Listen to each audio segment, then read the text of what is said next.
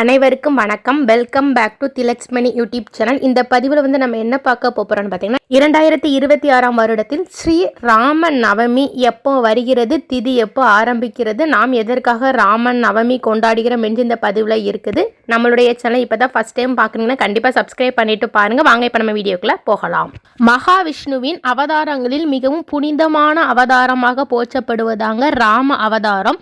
ராமர் அவதரித்த இந்த நாளை தான் நாம் ஸ்ரீ ராம நவமி என்று கொண்டாடுகிறோம். அப்பேற்பட்ட சக்தி வாய்ந்த ராமன் நவமி திதி எப்போ ஆரம்பிக்குதுன்னு சொல்லி பார்த்துடலாமா?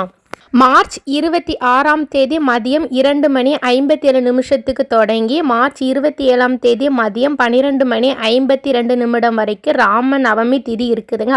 அப்போ நமக்கு என்னைக்கு ராம நவமின்னு பார்த்தீங்கன்னா மார்ச் 27ஆம் தேதி பங்குனி 13ஆம் நாள் வெள்ளிக்கிழமை அன்று நமக்கு ராம நவமி வருகிறது.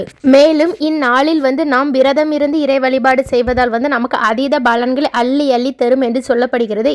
இருப்பினும் ஸ்ரீ ராம நவமி அன்றைய தினத்தில் ஸ்ரீ ராமஜெயம் என்கிற மந்திரத்தை எழுதி வழிபாடு செய்யுங்கள். நிச்சயமாக ராம பெருமானுடைய அருள் பரிபூரணமாக கிடைக்குங்க. ஒரு 108 முறையாவது எழுதுங்க. எழுதும்போது ப்ளூ கலர் பெண்ணை வைத்து எழுதுங்கள்.